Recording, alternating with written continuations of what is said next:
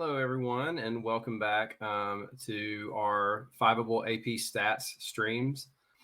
Last week, the stream on Monday afternoon was focused on a review of different inference structures using z-test and t-test.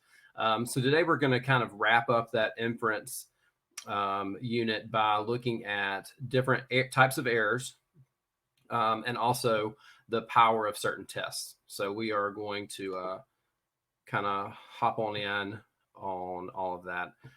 You can follow us on Twitter at ThinkFiveable, Instagram at ThinkFiveable, and also YouTube as well. So find us on all the social media platforms and follow along. You can get a lot of good information on there as well from social media. I know that's how we like to communicate with everybody now. So social media is a great way. All right, so in this stream, the main points we're going to talk about. The first thing is the different types of statistical errors, mainly type 1 and type 2 errors. Those are the two things you're more than likely going to be asked about on the AP exam in the next few weeks or few months, whenever those may be. We're also going to look at correctly identifying and interpreting those two types of errors. As you all know, with AP Stats, context is a really big thing. So we're going to look at how we can correctly interpret those errors in context of a particular problem. And we're going to look at power and how we can increase that in a statistical study. And lastly, we're going to look at some examples from previous FRQs. There's a good one from, I think, 2012 that we're going to look at. And I'll post the link, a few links in the chat as we get closer to those towards the end as we start reviewing those, so you can follow along on a separate tab or something like that. Okay, so different types of statistical errors. So with any inference test that we perform, either a z-test or a t-test, two-prop z-test, a two-sample t-test, even if we did chi-squared, which we're not really going to focus on, but any type of statistical test that we would do in statistics, there are four possible outcomes. We could reject the null hypothesis, and we were correct in rejecting it. That was the correct assumption to make based off of the statistics we had. We could reject the null hypothesis, and we were incorrect in doing that. We could fail to reject the null hypothesis, and we were correct in doing so. Or we could fail to reject the null hypothesis, and we were incorrect. Just the one thing I want to point out here is that we never accept the null hypothesis. We just fail to reject it. So don't ever write the word accept when you are doing your conclusion for any type of inference problem. It's always either you reject the null or you fail to reject the null. As a lot of people, you're looking at the p-value to determine that. So if the p is low, you drop the hoe. That's kind of the ongoing joke in AP Stats. I'm sure all of you know that. So just kind of, keep that in mind, the vocabulary here. We never accepted, we rejected, or we failed to reject. Okay, so just be really careful with that. So clearly, two of these outcomes are good, and two of them are not so good. The two where we were correct in either rejecting or failing to reject, those are fine. Okay, we made the correct conclusion there. And then two of them are not good. And those are the ones that we're going to look at, those different types of errors. Okay, it feels kind of weird here to have these marked out where we were correct, but since we're focusing on the errors, then option 2 and option 4 are the two in which we made an error. Okay, so those are the two we're really going to focus on: the error that we rejected the null hypothesis and the error that we failed to reject the null hypothesis. Okay, before we really get into this, something I did want to throw out here and make sure that this was clear is that it's important to remember that when we're looking at different types of errors for statistics, it doesn't always mean that the statistician did something wrong. It doesn't mean that they biased their study in a way to get the outcome that they wanted, although that is sometimes the case. It just means that sometimes by random chance, the statistical test yields an untrue result. We're normally comparing to an alpha of 0.05, and that means that if we get something, a p-value of less than 0.05, then we're going to reject the null hypothesis. Well, there still is a chance that that happens. If there's a 2% chance of getting the sample that we have, we would say that's less than 0.05, and we would reject the null hypothesis. And we would have convincing evidence of the alternative hypothesis. However, there's still a 2% chance of that happening. So sometimes we get these errors not necessarily by us doing anything wrong, but just because we happened to land on that 2% chance of something happening, and it led us to the wrong conclusion. That's why it's a good idea in the statistical world to not just do one study, but to do multiple studies to try to make sure that we're getting consistent results. The medical world is not going to do one study on a particular medicine and they get a good outcome. So then they just say, oh, well, it's clear. They're going to do several studies, several case studies, and make sure they do plenty of repetitions in order to get the results thereafter, not just relying on one sample of 30. So yeah, I did just want to note these errors don't necessarily mean that the statistician did anything wrong. It just means that they that we might have just gotten that one random small chance of something happening, but it's still an error because we made the wrong decision in terms of rejecting or failing to reject. All right, so the first one we're going to look at is a type 1 error. This is where we reject the null hypothesis and we should not have rejected. And the probability of committing a type 1 error is always equal to our alpha, which is usually 0.05 unless if it's specified in another, sometimes it's 0.10, sometimes it's 0.01. But if it's not given, if your alpha is not given, your significance level, then the probability of committing a type 1 error is 0.05. Okay. And that is your alpha level. It's really easy if a question asks you, what is the probability of committing a type 1 error? It is your given alpha, okay, 0.05 or 0.10 or 0.01. There's no calculations to really do. You just have to read the problem and go through and look at that. And something that kind of comes into play once we look at type 2 to kind of help you to remember and to separate which one is which.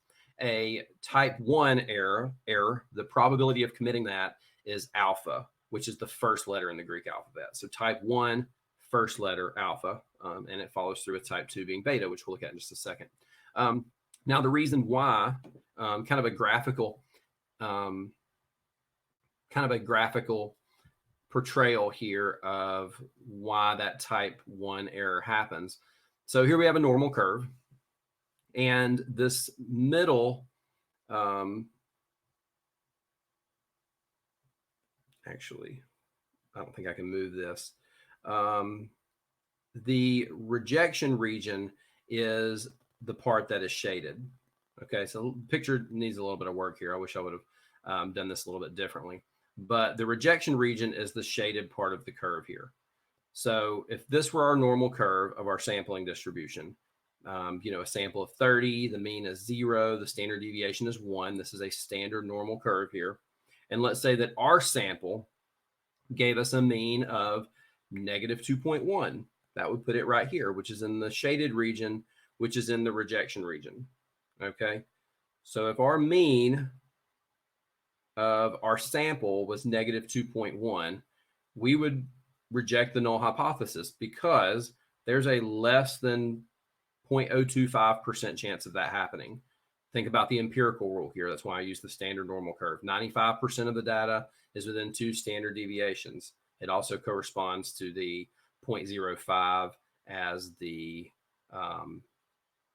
significance level, right? 95% confidence interval. If it falls anywhere in here, then we're good. But if it falls outside of that 95%, that's where we have a problem. That's where we probably want to doubt the claim of the author of the study or the author of the article, whoever it is that's making that claim.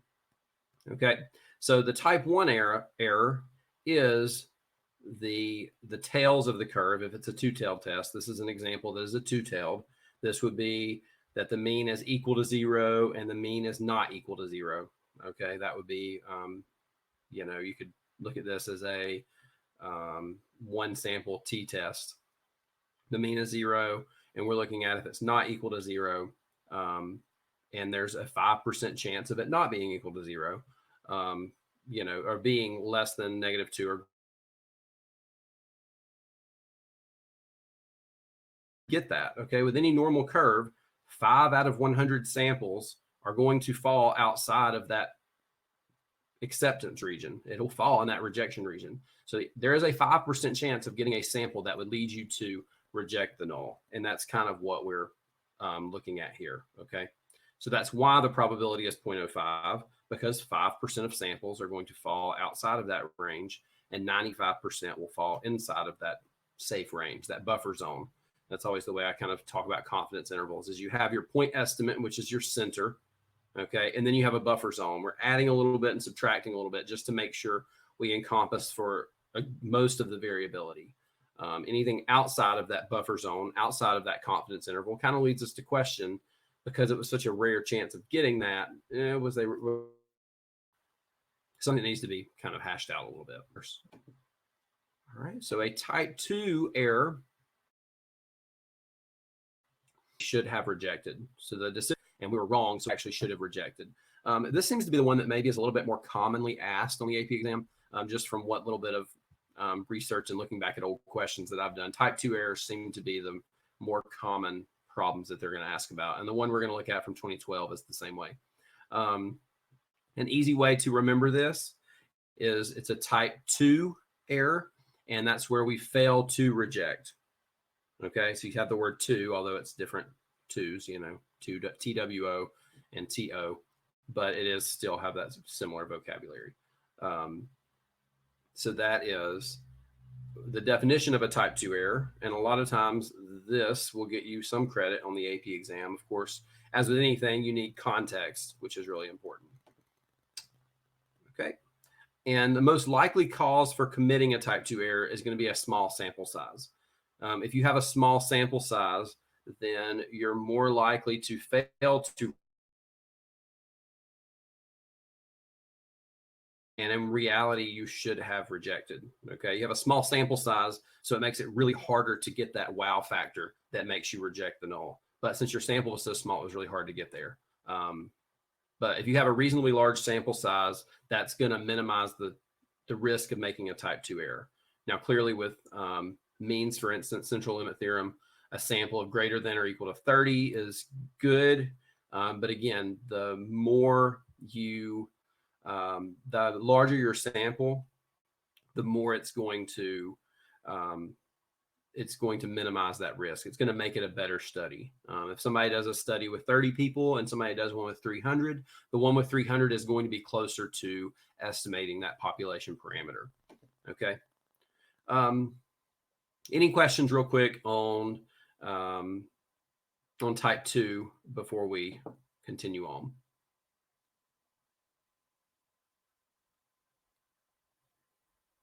Okay, Olivia. Sample size does not really reduce the probability of making a type 1 error. And we'll look at that a little bit later. I think I have a slide on that a little bit later, but it does a type 2 error. If you, I'm trying to think real quick, if you make the sample size larger, that's going to pull your curve in. I don't know if let me make sure y'all are able to see me. So it's going to pull your, smaller sample, and then a larger sample is going to pull it in. I can't really do a normal curve with my hands here. And that makes the rejection region on the tails or on one tail harder to reach, and a little bit less likely. But really, there's a happy medium in sample size and reducing your type 1 error, or choosing your significance level and your sample size correctly. Sample size is definitely important. Like, you shouldn't skimp your sample size because it does run that. Maybe that makes a little bit of sense. I don't know. Well, I think we will come back to that a little bit later. So let's look at the first example here. Okay, who stole the cookie from the cookie jar? Who, me? Yes, you. No, couldn't be. Then who?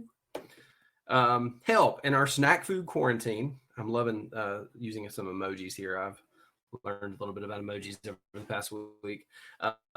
We are running low on cookies, and I'm pretty sure that my oldest son ate all the cookies. He is really sneaky. However, in the interest of democracy and his plea, He says that he's innocent. He did not, in fact, eat all the cookies. The chocolate smeared all over his face is telling me otherwise, but you know, stranger things have happened. So we're going to assume that he is innocent. Okay. So in statistical terms, we have the following hypotheses. So y'all take a minute in the chat. What would the null hypothesis be if we are assuming that he is innocent? Yes. Hannah. Our null hypothesis is that he did not eat all the cookies, right? We are assuming innocence. Yes, Allie. Now we're getting some answers. Okay, good. So the null hypothesis is that he did not eat all the cookies. Okay. Aiden giving me the little thumbs up. I didn't know what that meant either until like a week ago. I'm learning so much about technology in this quarantine as well. So our null hypothesis is that he's innocent. He did not eat all the cookies, as you all said. So then what would our alternate hypothesis be?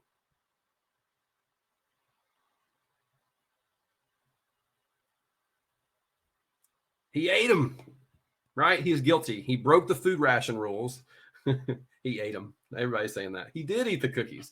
And he ate all of them. No more cookies for him. So there's the punishment for him. So if he did eat all the cookies without permission, which he probably has at least once or twice since we've been stuck at home and social distancing, then he can't get cookies for the rest of the week. Okay, so that's the punishment that he gets, is that he doesn't get cookies if he is in fact guilty. So our null hypothesis is that he is innocent and he did not eat all the cookies. And our alternate hypothesis is that he's guilty. Okay, we're going to assume innocent until proven guilty. Okay, so what I want you guys to do, first of all, is to describe a type 1 error in context of the problem. So what would a type 1 error look like in context of this problem? Okay, Riley, make sure. So that's what you said, Riley, is good. But make sure you include context. So type 1 is rejecting the null when we shouldn't have. But what would that be in context of this problem? Going back to our null and our alternative hypothesis from the last slide. Okay, Olivia, there we go. Good correction there. So we rejected that he was innocent and said he was guilty, but he was actually innocent. We rejected the null when we shouldn't have. Okay.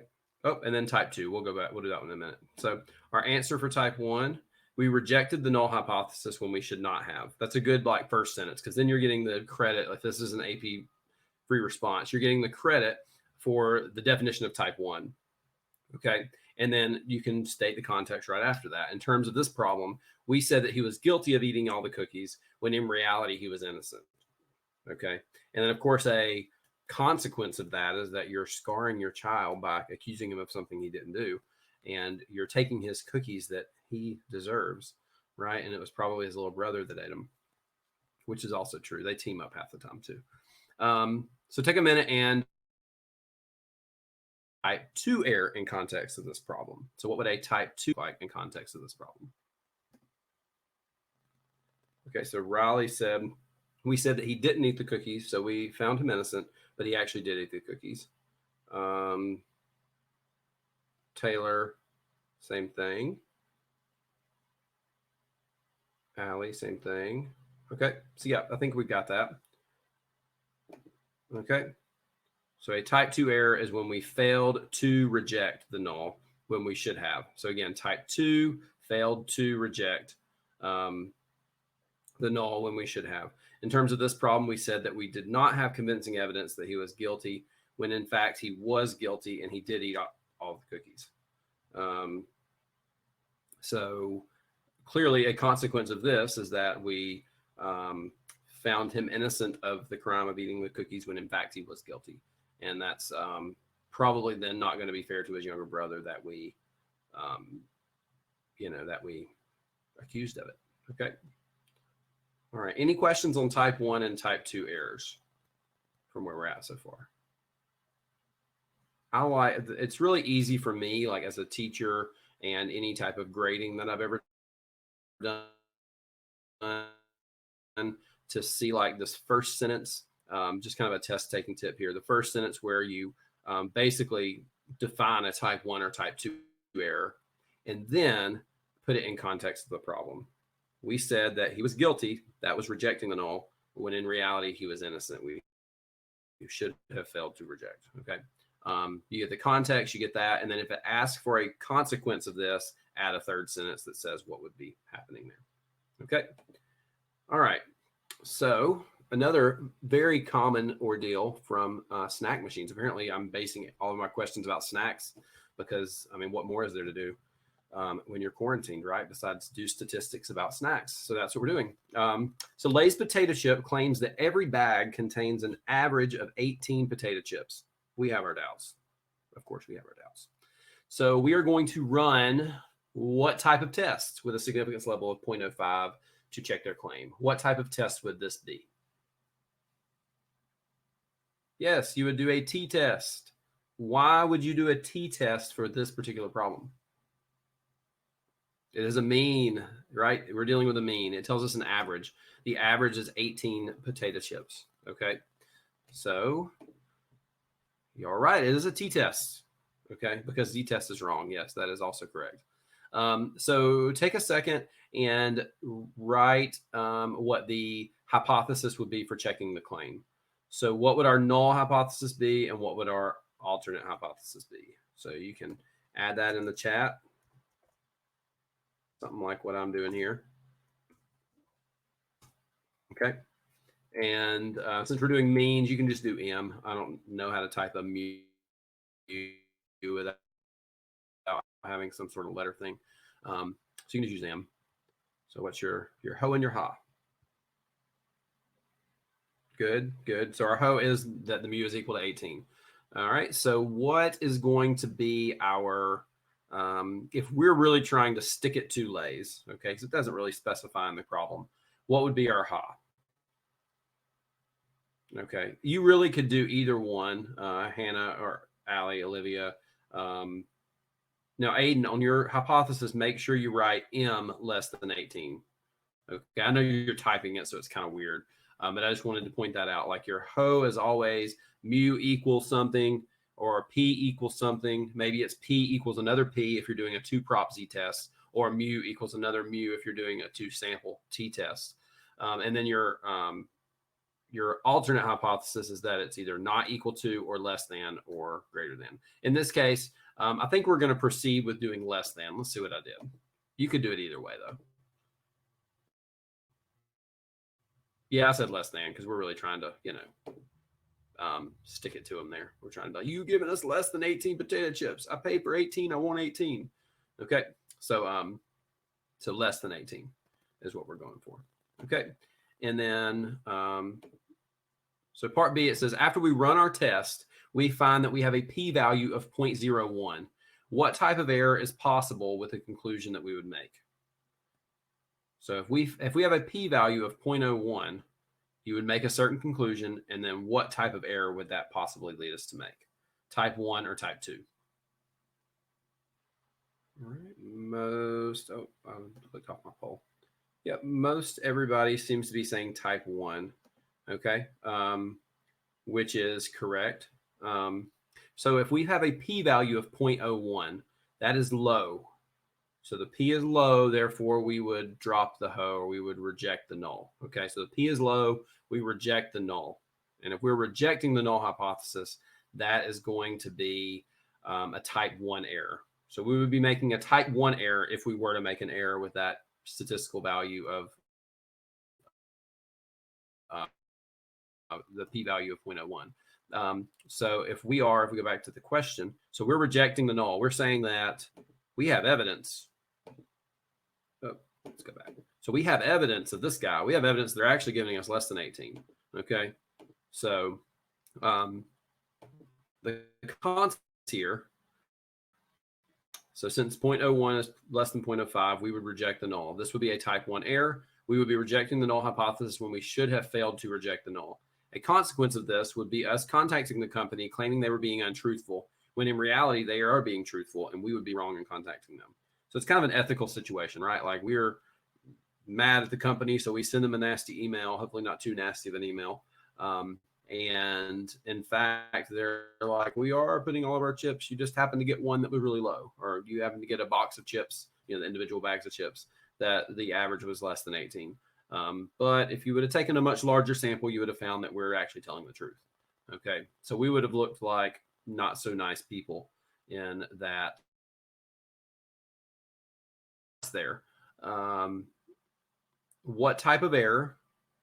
And of course, it needs context. You can't just say we reject the null, like, type 1 error. You would have to make some sort of statement about the context, which mine is in the consequence, and then also a consequence. So 2 questions where you have to have some sort of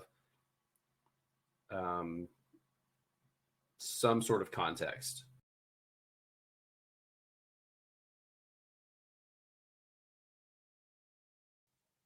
Oh, I'm back. Okay, good. I don't know what happened there. That was weird. Okay. We good now? Everybody good? Boo. I hate technology issues. So yes, okay, Raleigh was right. The probability of making a type 1 error is 0.05. Type 1 error is always your alpha level.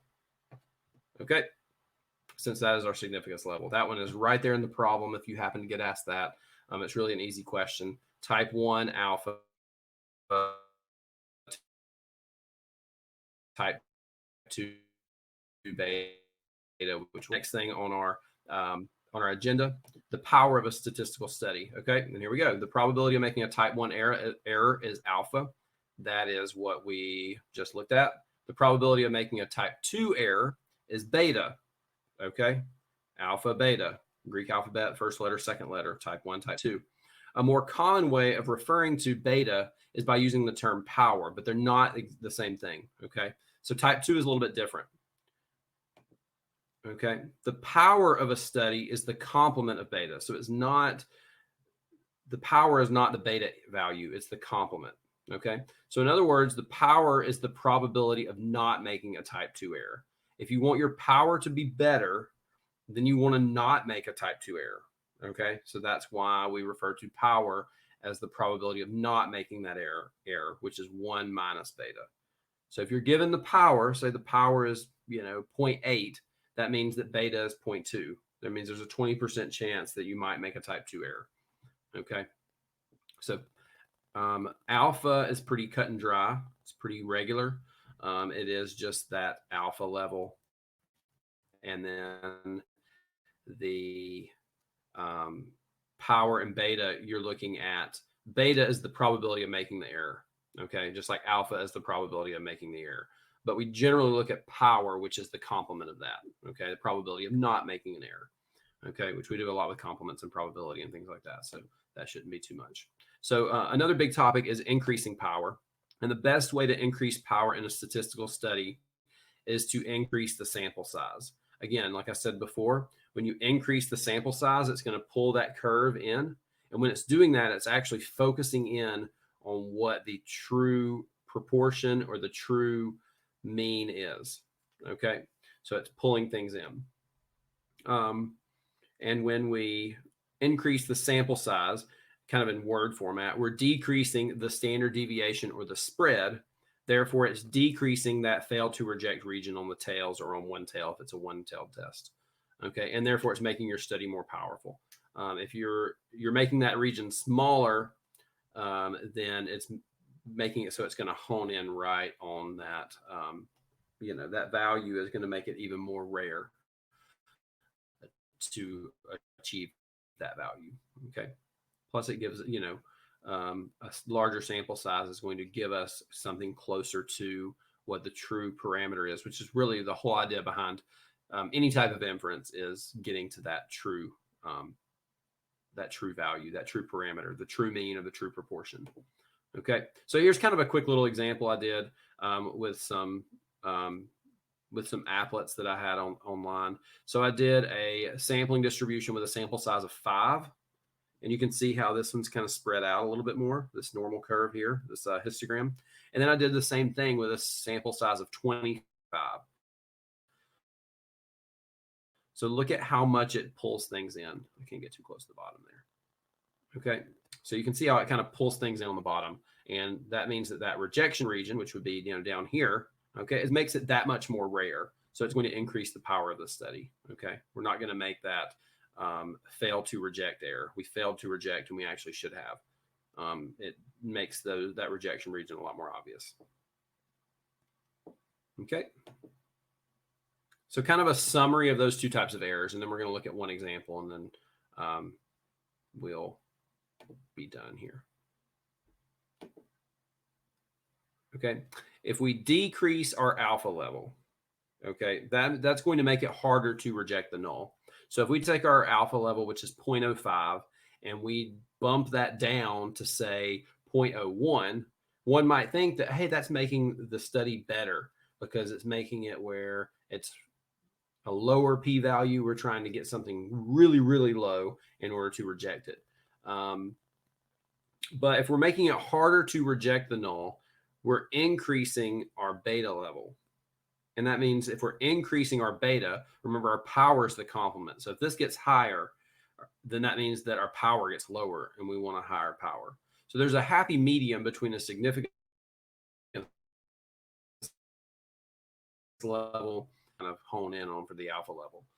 Because what if we make our alpha level 0.01 and then we get a p-value of 0.02? Well, 0.02 is pretty low. A 2% chance of something happened probably means that there's something going on against the claim in the null hypothesis. However, if we're using a significance level of 0.01, we can't reject the null. We have to fail to reject. And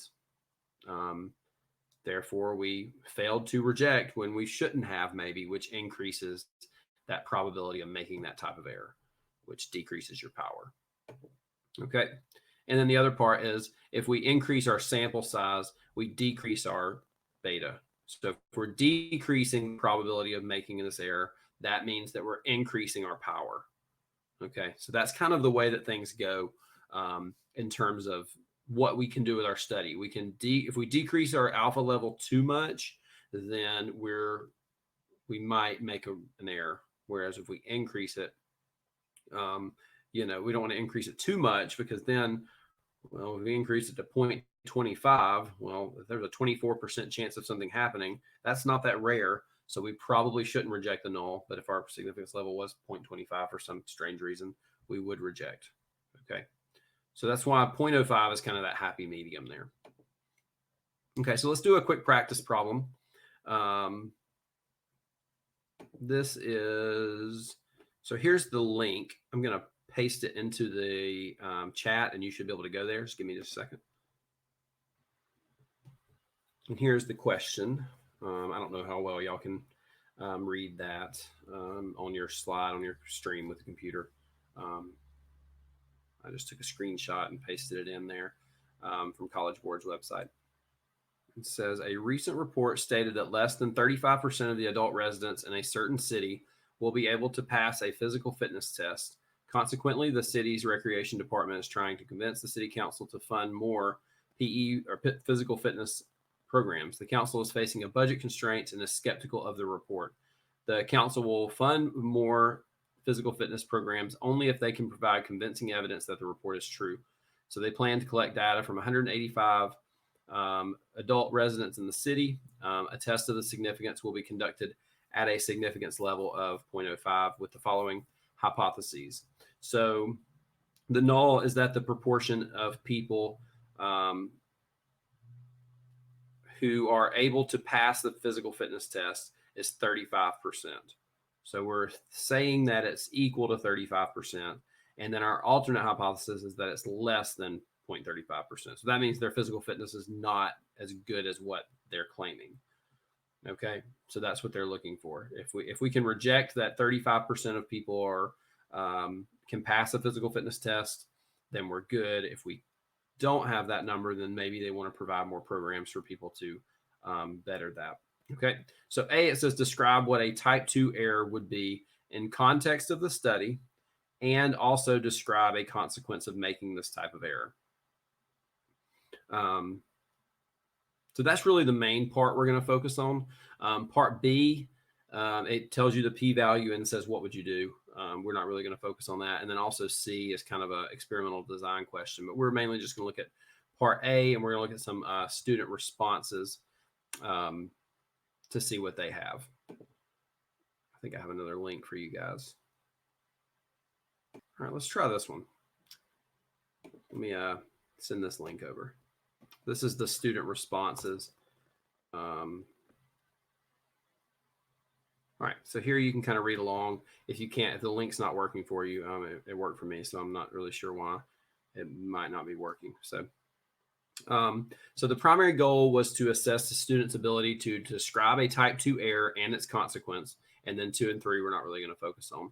So in the context of this study, a type 2 error means failing to reject the null that 35% of adult residents in the city are able to pass, when in reality, less than 35% are able to pass. So we failed to reject the null, and we said that 35% are able to pass, when in reality it's less than 35% that can pass. Consequence is that the council would not fund the program because they believe that 35% can pass the physical fitness test, and the city would continue to have a smaller proportion of physically fit residents than the council would like. This is the perfect answer according to AP in 2012. So let's look at how they graded part A. So describes in the error in context by referring to the proportion of adult residents who are able to pass the physical fitness test. So you failed to reject when you shouldn't have. They said that the proportion of adult residents who are able to pass is 0.35 when in fact it is lower. Okay, got my context by saying proportion of adult residents who can pass physical fitness test, and also made the correct assumption on the what type of error. And describes the consequence as not funding the program and or continuing poor physical fitness. So, they're decreasing the health of the city by not funding that. Let me pull this over to the side to make sure I can see y'all's chat if y'all have any questions. So if you know somebody who wants to join and has missed out, this replay will be posted hopefully later tonight, and you can kind of catch on there with that. Okay, so let's look at some student responses for A, and let's see how they did. We're not worried about B and C. So student A said a type 2 error would be failing to reject the null when it is actually false.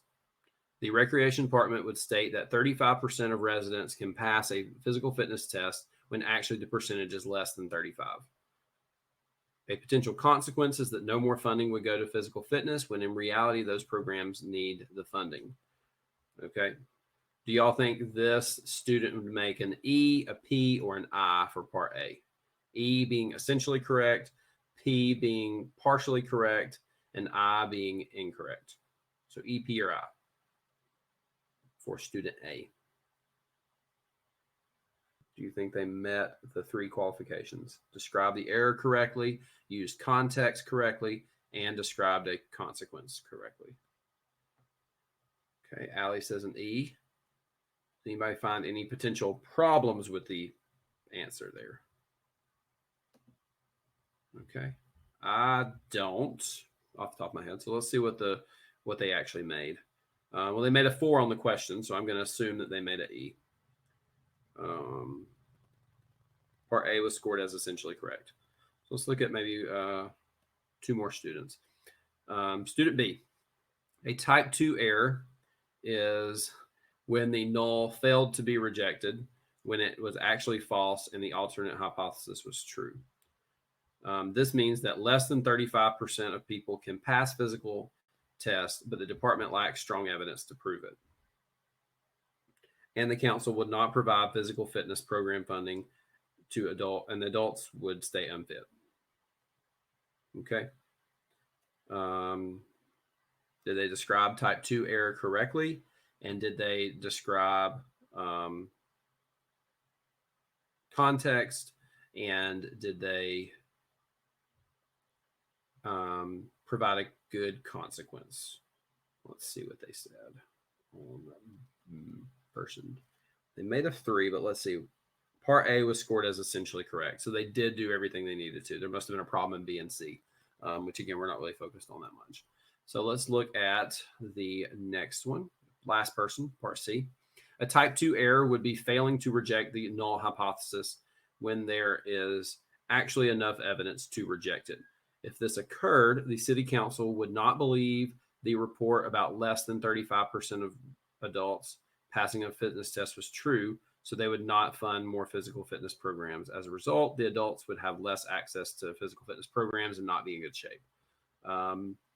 This one also sounds good. Let's see. Let's see. So part A was scored as partially correct. So let's read their reasoning and see why they received a P on this one.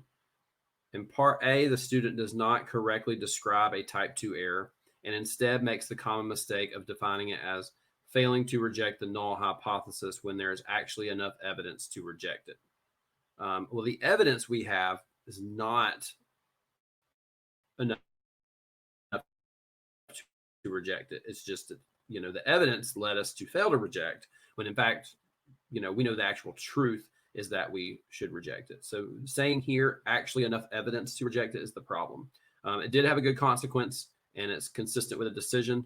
It includes one of the two required components. It was partially correct. So consequence was good. Type 2 error is not good. Basically, you are failing to reject it when you should have rejected it.